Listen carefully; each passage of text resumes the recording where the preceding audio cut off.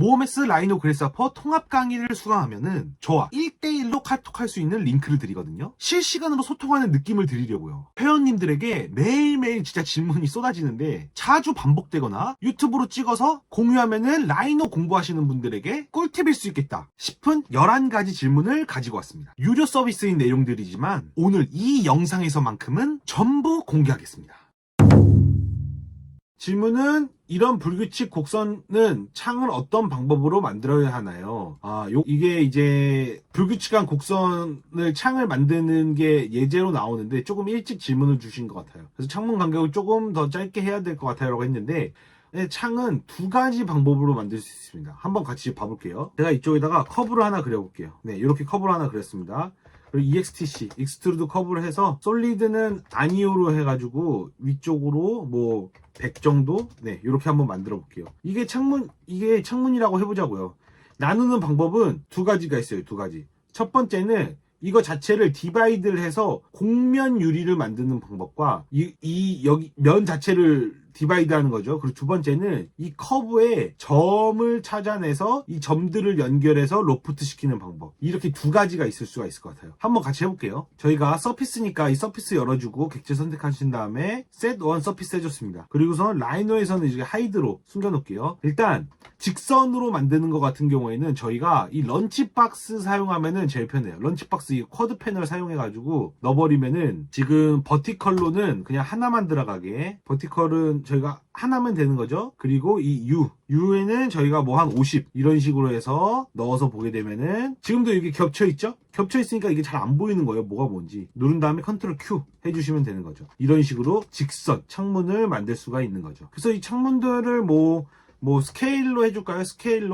스케일로 해서 에어리어 열어주신 다음에 지오메트리에서 센터 잡아줬죠. 센터는 센터점, 팩터는 0.9 정도, 뭐 0.96도 상관없고요. 0.9 정도 해가지고 네, 이런 식으로 만들어 버리면은, 그리고서 이 두 개를 로프트 시키면 되겠죠. 이 두 개를. 그래서 로프트 창틀을 만들기 위해서 로프트 하나 열어주고, 그리고 로프트는 항상 저희 멀지로 섞은 다음에 해주기로 했죠. 이 바깥쪽 거에서 안쪽 걸로 멀지 해서 한번 어떻게 한 방식 잘 들어갔나? 잘 안 들어갔네요. 그럼 둘 다 그라프트를 한번 시켜줘 보겠습니다. 그라프트 시켰을 때 네, 하나씩 이렇게 잘 들어갔죠. 커브들이. 그랬을 때 이렇게 넣어주게 되면은 컨트롤 Q. 여기는 이제 창문. 요거는 창문이 되고 이 위쪽은 프레임이 돼가지고 뭐 이거 옵셋 서피스 해줘도 되고 뭐 이거는 이제 자유롭게 하면 됩니다. 이건 이제 직선으로 만들 때 요렇게 여러분들이 한번 해볼 수가 있고, 이거 하나 그대로 컨트롤 C 컨트롤 V 해볼게요. 그래서 나머지는 다 선택한 다음에 안대로 하이드 시켜놓고 여기에서 곡면을 그대로 한번 나누는 걸 해보자고요. 여기서 아이소 트림을 사용해주는 거예요. 아이소 트림을 사용해주고, 그리고 여기에 이제 도메인을 넣는 게 있잖아요. 여기서는 디바이드 도메인 요거를 사용해주는 겁니다. 그래서 서피스를 넣어주고, U값은 저희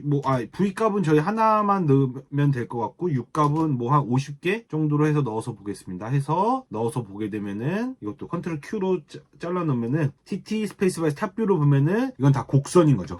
VV 스페이스바에서 이거 다 곡선인 거죠. 지금 이 작업을 해준 거를 여기다 넣어서 다 하나씩 넣어서 보게 되면은 역시 이것도 마찬가지로 네, 창문을 만들어 볼 수 있는 거죠. 요게 이제 유리가 되는 거고 여기가 프레임이 되는 거고. 그래서 두 가지 방법으로 여러분들이 곡선형의 건물에 창문을 만들 수 있다라고 알 수 있습니다. 네,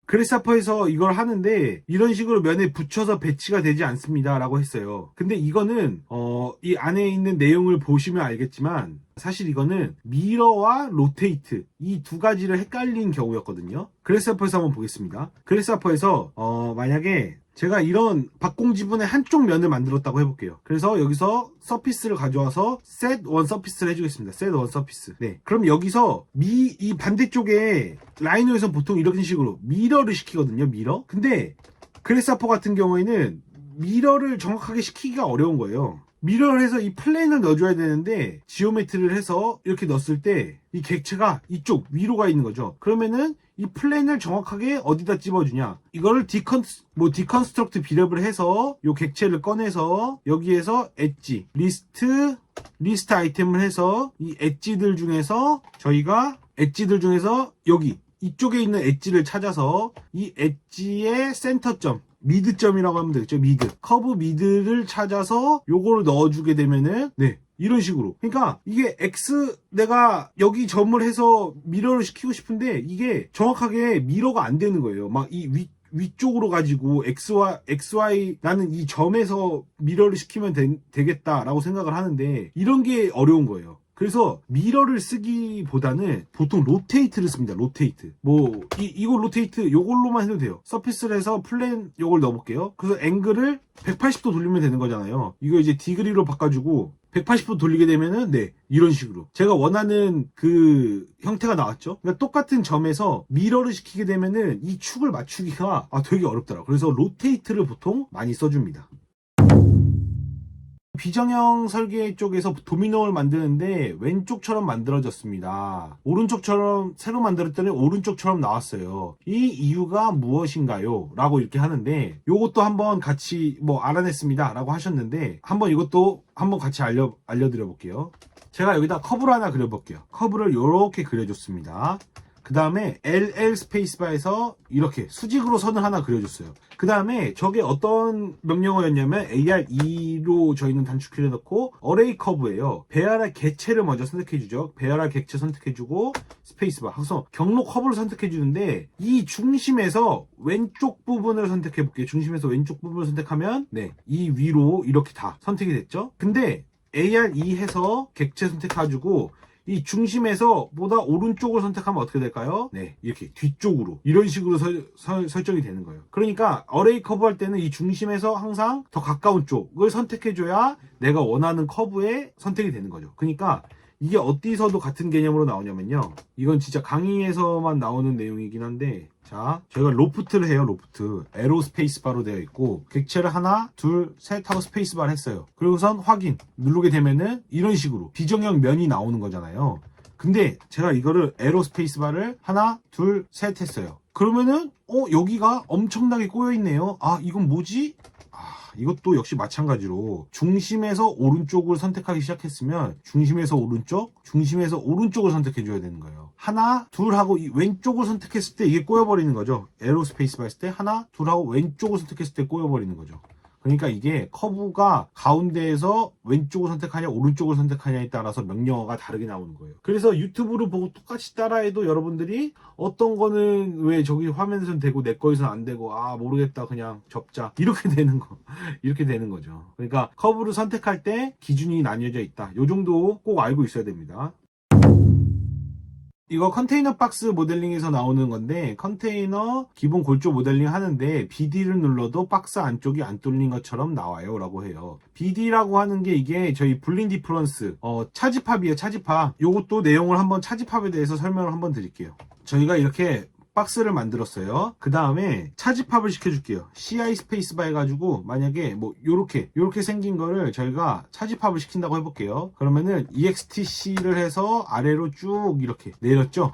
그러면은 내가 이 원통을 여기 지금 캡으로 씌워주겠습니다. 이 박스에서 이 원통을 빼내고 싶은 거예요. 그러면은 BD 스페이스바, 분리 디퍼런스죠. 저희 모험에서 단축키 여러분들 설정하시면 됩니다. BD 스페이스바에서 여기 위에 보시면 원래 객체 삭제 예, 커터 삭제 아니요, 요런 옵션이 있어요. 한번 요거 다 해볼게요. 이 자르고 싶은 걸 먼저 누르고 스페이스바, 그 다음에 잘라낼 가위 누르고 스페이스바 하게 되면은 요렇게 잘라내죠. 원래 객체 있는 부분은 잘라내겠다. 그리고 이 커터는 안 삭제한다. 이렇게 되는 거죠. 다시 한번 해볼게요. 이번에 BD 스페이스바 한 다음에 원래 객체 삭제를 아니오로 해볼게요. 객체 선택하고 스페이스바 하게 되면은 원래 객체 아니오로 하게 되면은 이 기본 원래 있던 객체도 유지가 되는 거죠. 원래 있던 객체가. 그리고선 이 형태가 하나가 또 나오는 거예요. 그 다음에 BD 스페이스바 한번 더 해볼게요. BD 스페이스바에서 원래 삭제를 예로 하고 커터 삭제도 예로 하게 되면은 객체 누르고 스페이스바 누르고 스페이스바 하면은 네, 가위가 없어지는 거죠. 그러니까 이 BD 스페이스바 순서 여러분들 요건 좀 외워주시면 좋아요. 외워주면 좋은 게 아니라 이거는 외워주셔야 돼요. 첫 번째 선택하는 게 종이다. 종이라고 생각하시면 돼요. 그리고 두 번째 가위를 선택해준다. 가위. 그래서 종이를 먼저 선택하고 그 다음에 가위를 선택해서 잘라내는 거죠. 네. 그래서 BD 스페이스바 같은 거 명령어에는 순서가 있다. 요거는 여러분들이 반드시 암기해 주셔야 돼요. 종이, 그 다음에 가위. 결과물이 달라서 어디가 잘못된 건지 모르겠어요. 서피스 스플릿이 안 되더라고요. 두 가지 크기의 창문 만드는 것이 잘 안 돼요. 영상 참고해서 그래서 제가 이거 영상으로 피드백을 드렸는데 이거는 어떤 내용이었냐면 자, 지금 여기서 창문을 만들 때 저희가 스케일을 이용해서 줄였잖아요. 이런 것도 어떻게 보면은 오류가 없이 만들기 위해서 이렇게 한 건데 자, 이건 컨트롤 Q로 다 끄고 이 아이소 트림을 했다고 해봅시다. 근데 여기서 옵셋 커브 온 서피스를 한 거예요. 그러면은 서피스를 넣고 커브를 넣고 서피스를 넣었어요. 그리고 디스턴스는 지금 보면은 여기 안에 1이 들어갔어요. 그러니까 이게 1만큼 이 정확하게 스케일로 하면은 이 위쪽에 줄어드는 것과 이 옆쪽 줄어드는 게 이 가로 세로 비율에 따라서 달라지겠죠? 근데 이 디스턴스를 1을 넣었으니까 여기에 보시면은 1을 넣었으니까 1만큼 옵셋이 다 된 거예요. 10을 넣게 되면은 10만큼 이렇게 옵셋이 다 된 거죠. 근데 여러분들이 그 보통 영상을 보면서 따라할 때 이런 데서 왜 오류가 나냐면 나도 똑같이 10을 넣었어요. 근데 스케일이 다른 거예요, 스케일. 그래서 이거를 만약에 영상에선 1000을 옵셋한대요. 그럼 1000을 옵셋하면은 나 빨간색이 뜨는 거야. 그럼 옵셋이 왜 안 되는 거야 하면서 이 옵셋 커버 서피스가 옵셋이 안 되네 라고 이렇게 알아버리는데 1000만큼 띄울 수가 없으니까 이 전체 길이가 1000이 안 되니까 이게 안 되는 거죠. 그랬을 때는 이 숫자를 작게 넣어봐라. 요게 이제 또 영상을 따라해보면서 여러분들이 오류를 줄일 수 있는 또 한 가지 팁입니다. 라벨링을 해보려고 하는데 잘 안 돼서요. 보통 플로우 얼롱 서피스 사용합니다. 어떻게 클릭해야 될지 못 찾고 있어서요. 순서가 많이 헷갈립니다. 이렇게 나왔어요. 네, 모르겠어요. 뭐 이런 비정형 천장이 있다고 해볼게요. 이 비정형 천장에 저희가 이런 식으로 격자 루버를 만들고 싶은 거예요. 방법은 여러 가지가 있을 수 있는데 저희가 이런 방식을 한번 사용한다고 해볼게요. 이렇게 해서 C 스페이스바에서 이렇게 만들었죠. 그러면은 저희가 플로우 얼롱 서피스를 하는 거예요. FAS로 저희는 돼 있고 흐를 객체들 요게 다 흐를 객체다 스페이스바 해주고 기본 서피스죠. 여기서 이 4분면 중에 오른쪽 아래를 선택했어요. 그러면은 이 대상 서피스도 이 4분면 중에 오른쪽 아래를 선택해주면은 네, 요런 식으로 이런 디자인을 해볼 수가 있는 거죠. 그러니까 라벨링이라고 했잖아요. 그럼 여기에 텍스트 쓰는 거예요. 텍스트에서 모어메스 이렇게 했어요. 하고선 확인하고선 여기 하나 놨습니다. 너무 작으니까 이게 이렇게 해서 늘렸죠. 그 다음에 X로 깨요. 그러면 이게 선이 되거든요. 그 다음에 이거를 EXTC 익스트루드 커브를 이렇게 위로 시켜주고 이 모어메스를 여기다 라벨링 하고 싶다 라고 하면은 이거를 FAS 하고 객체 선택해주고 4분면에서 오른쪽 아래 대상 서피스 4분면에서 오른쪽 아래 이런 식으로 모어메스가 여기에 면에 이렇게 딱 알맞게라기보다는 이 면의 곡률에 맞춰서 들어가게 되는 거죠. 그러니까 핵심은 이 4분면에서 오른쪽 아래 4분면에서 오른쪽 아래 내가 만약 대상 서피스를 여기를 선택해주고 만약에 여기를 선택했다 이러면 이게 정확하게 같은 위치에 이렇게 선택이 안 될 거예요. 그래서 객체 1번으로 객체 선택해주고 2번으로 오른쪽 아래 했으면은 대상 서피스에서도 오른쪽 아래 이런 식으로 플로우 얼롱 서피스 사용하시면 됩니다. 그래서4 실습 3에서 질문을 주셨었는데 디바이드 커브 했을 때 컨투어된 가장 밑에 있는 선만 다른 선들과 달리 어긋나게 디바이드가 됩니다. 어떤 이유에서 이런 일들이 일어나는지 알 수 있을까요? 여기 보시면은 뭔가 컨투어가 이렇게 돼야 되는데 여기서 뭔가 잘못 이루어지고 있다는 것 같아요. 컨투어만 빼보고 나머지 그룹에서 비주얼 꺼보시겠어요? 겹쳐서 헷갈리는 게 아닌지 확인해보고 라고 나왔잖아요. 만약에 다르게 나오면 라이너와 그룹 파일 한번 올려주세요. 이렇게 말했는데 뭐 여기 REC 해가지고 렉탱글 하나 그려볼게요. 그리고선 커브를 이렇게 가져와 보겠습니다. 여기 선택하신 다음에 우클릭해서 set one 커브 했어요. 이렇게 커브 나왔고 뭐 컨투어라고 했는데 뭐 사실 마찬가지예요. 이거를 뭐 만약에 무브 시켜볼게요.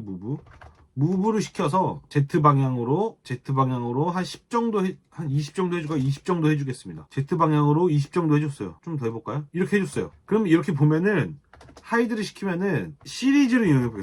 시리즈를 이용해서 그냥 이거 스텝을 65로 하고 스타트를 0으로 할게요. 그리고선 카운트는 뭐 컨투어 한 거랑 이게 비슷한 거잖아요. 근데 이걸 보면은 지금 여기 보면은 이만큼이 다 선택이 돼요. 여기가 초록색이. 그래서 얘를 누르면은 여기 하나가 또 선택이 되거든요. 그래서퍼 같은 경우에는 지금 이 객체도 살아있고 여기 있는 객체도 살아있는 거예요. 근데 만약에 내가 이거를 REC 해가지고 라이너에서 똑같이 해볼게요. 그래서 C 스페이스바 V 스페이스바 해가지고 이렇게 10개를 이렇게 복사를 했다고 해볼게요. 그러면은 이 10개 복사한 이 객체만 살아있고 첫 번째 객체는 그러니까 2개가 있는 게 아니에요. 근데 지금 보면은 여기는 그래서퍼 같은 경우에는 이 커브가 이 첫 번째 게 들어가 있고 무브에서 나오는 거 이거 10개도 또 있는 거예요. 그러니까 이 맨 아래에 있는 이 커브 같은 경우에는 2개가 보이게 되는 거예요. 여기 1개, 이쪽에 1개, 2개. 이게 2개가 보이기 때문에 헷갈릴 수가 있다는 거예요. 이게 작업을 하면서. 그래서 그래서퍼 같은 경우에 선택을 한 다음에 컨트롤 Q 를 누르게 되면은 지금 보시면 이런 식으로 회색이 됐어요. 그러면서 라이노에서 화면이 없어졌죠. 다시 컨트롤 Q를 하게 되면은 다시 라이너에서 보이게 되면서 색깔이 밝은 회색이 됐어요. 그래서 컨트롤 Q로 이렇게 껐다가 켰다 하면서 중복되는 게 보이지 않게 그렇게 확인해 주면서 작업을 계속 진행을 해줘야 되는 거예요. 왜냐면은 휘발성이 아니라 알고리즘으로 계속 이 히스토리들이 남기 때문에 내가 지금 확인하고 싶은 게 아닌 것들은 이런 식으로 컨트롤 Q로 꺼주면서 작업을 하는 게 매우 중요합니다. 이게 그래서퍼 초보분들일수록 더욱더 중요한 것 같아요. 이 컨트롤 Q로 비주얼 관리를 하는 것 자체가. 여기 클릭해도 여기 라이너에서 깜빡깜빡거리지가 않아요. 컨트롤 Q로 꺼놓으면은. 이거 비주얼 문제 때문에 저런 일이 일어났었습니다. 강사님 화면 이렇게 나와 있고 제 화면 이렇게 나와 있어요. 강사님 화면처럼 보이게 하고 싶은데 어떻게 해야 되나요? 저희가 그래서퍼를 사용할 때 드로우 아이콘 요 아이콘 봐주는 거 하나 좋고 그리고 이 비포칼 열어서 위쪽에 이게 어떤 컴포넌트인지 컴포넌트 이름 넣으면 좋고 그리고 여기서 드로우 풀 네임을 해야지 여기에 도메인을 넣는지 U 카운트 넣는지 V 카운트 넣는지 요거를 지금 이 화면대로 세팅을 해놓고 공부를 시작하셔야 여러분들이 그래서퍼 초보일 때는 이게 훨씬 도움이 돼요. 전 아직도 이 세팅 그대로 해놓고 합니다. 토포코리아 플러그인으로 콘타 만들고 있는데 여기서 인서트가 어떻게 하는 건가요? 영상 보면서 따라가는데 저기서 막혔어요. 지금 이렇게 나왔죠? 영상 보면서 따라가는데 막혔다. 지금 뭐 여기 하나 있으니까 이걸로 해볼게요. 지금 이 스케일, 이 창문을 뽑고 싶으면은 선택한 다음에 가운데 휠 클릭을 하고 이 베이크, 계란 후라이를 누르게 되면은 이런 식으로 라이노에서도 이 객체가 출력이 되는 거예요. 그래서퍼에서 라이노로 출력이 되는 겁니다. 근데 이 로프트들을 하고 싶으면 어떻게 하는 거냐면은 인설트 버튼인데 이 키보드의 인설트 버튼을 말한 거예요. 키보드의 인설트 버튼. 그래서 키보드 인설트 버튼 눌러주시면은 객체 선택하시고 키보드 인설트 버튼 눌러주시면은 요렇게 라이노에서 객체가 출력이 되는 겁니다. 다음 질문은 화면과 같이 이미지를 추출하고 싶은데 컨트롤 P 하면 다른 영역까지 같이 나오는데 여기 보면 다른 영역이 같이 나왔죠. 어떻게 해결할 수 있나요? 이거는 이제 윈도우 설정하면 됩니다 라고 했는데 이것도 방법이 2가지가 있어요. 자, 이거 2개를 한번 가운데 휠 클릭해서 이렇게 베이크를 시켰다고 해봅시다. 이렇게 나왔잖아요. 이거를 요거를 제가 그대로 프린트를 하고 싶은 거죠. 그럼 컨트롤 P를 한 다음에 여기서 뷰포트가 아니라 이 창을 해주는 거예요. 창. 그 다음에 여기서 설정을 해서 내가 원하는 출력하고 싶은 데를 이런 식으로 만들고선 확인 누르게 되면은 이렇게 출력이 나오는 거죠. 그래서 이 PNG로 해가지고 지금 이거 A3로 해주고 해상도는 300으로 해줬습니다. 이렇게 해가지고 출력을 하는 방법이 하나가 있고 그 다음에 여기서 그대로 출력하는 방법이 뭐가 있냐면 뷰 캡처 투 파일이 있어요. 뷰 캡처 투 파일 하면은 지금 이 화면 자체를 뭐 투명 배경으로 할 수도 있고 그대로 뽑아낼 수 있는 겁니다. 이거 투명 배경 같은 거 하는 경우에는 이 뒤쪽에 뭐 다른 거를 넣을 수 있는 거죠. 다른 그림들 자체를. 그래서 뷰 캡처 투 타일 이런 식으로 바꿔놓고 이거 그대로 뷰 캡처 투 파일 하게 되면은 여기서도 해상도랑 이런 거 다 맞출 수 있죠. 다 맞춰서 출력해 주시면 됩니다. 정형건축물 쪽 컨테이너하우스에서 나오는 질문이었는데 면이 뒤집혀서 나오게 되는데 어떻게 해야 되나요? 그러니까 핵심은 이거죠. 그러니까 이게 재질 플라스틱 유리를 해줬는데 뒷면 설정을 안 해줬기 때문에 그런 거거든요. 라이노에서 한번 같이 보겠습니다. 모어메스 음영 세팅은 여러분들한테 제가 많이 공유 드렸었어요. 여기 지금 기본값으로 세팅되어 있죠. 기본값으로 이렇게 만들어 놓고 컨트롤 알트 S 누르면은 저희가 이렇게 음영 모드로 볼 수 있어요. 기본값 하나 해놓고 여기 세 레이어 해가지고 여기다가 유리라고 한번 해볼게요. 유리 이렇게 해볼게요. 그리고선 여기 재질 재질을 저희가 기본 재질력이 아니라 석고가 아니라 플라스틱으로 해주는 거죠. 그 다음에 색상은 저희 보통 이제 약간 검은 색깔 이렇게 해주고 투명도를 이렇게 60% 주는 겁니다. 반사율을 빼주고. 그래서 확인 누른 다음에 유리 요걸로 바꿔주시고 그 다음에 유리로 했을 때 이런 식으로 이렇게 만들어 놓으면은 저희가 이렇게 유리 창문 유리 같은 느낌을 줄 수 있다. 근데 여기서 뒷면 설정 뭐 그런 이야기가 나왔었어요. 그게 어떤 거냐면 여기 옵션에 들어가셔서 뷰 들어가신 다음에 표시 모드에서 음영에서 이 뒷면 설정을 앞면 설정 사용 요걸로 해주셔야 돼요. 앞면 설정은 렌더링 재질 이걸로 해놓고 그러면은 뒷면을 확인하고 싶을 때는 어떻게 하냐, 이 표시 모드에서 저희가 고스트 모드의 뒷면 단일색을 해놓거든요. 그러면은 여기서 PL 스페이스바 해서 면을 하나 이렇게 그려보면은 이건 뒷면인지 앞면인지 모르잖아요. 고스트 모드로 해서 보면은 여기가 이렇게 뒷면은 뒷면으로 이렇게 나온다는 거죠. 그럼 여러분들이 뒷면을 이렇게 해서 확인할 수 있는 겁니다. 오늘 영상에서 보신 것처럼 라이노와 그래사퍼에서 여러 회원님들에게 자주 반복되는 질문들은 그만큼 중요하다는 거예요. 그래서 오늘 영상의 내용 꼭 한번 복습해 보시고 오늘 나온 11가지라도 여러분들이 반드시 익혀놓으시면 나중에 작업할 때 시간 단축에 매우 도움될 거라고 제가 진짜 확신합니다. 근데 사실 이런 실수들 아니면 이런 궁금증들 하나하나를 해결하는 것도 사실 중요하지만 사실 더 중요한 건 우리가 왜 이 고생을 해가면서까지 라이노를 배워야 하는가에 대한 그 확신인 것 같아요. 단순히 형태를 만드는 거를 넘어서 여러분들이 라이노를 공부하는 거는 내 가치를 더 높여가지고 더 좋은 회사에 취직하고 더 수준 높은 디자인을 만들어내고 싶었잖아요. 아래 고정 댓글에 왜 전세계 탑티어 건축사 사무소들에서는 라이노, 그래사포를 다루는 게 필수적인가에 대한 진짜 이유를 다루고 있습니다. 그 회사들이 일하는 방식을 하나의 영상으로 제가 정리해놨어요. 궁금하신다면 지금 바로 고정 댓글에 있는 영상을 이어서 시청하시는 것을 추천드립니다. 오늘도 이렇게 긴 영상 함께 해주셔서 감사하고 저희는 다음 영상에서 또 뵙도록 하겠습니다. 감사합니다.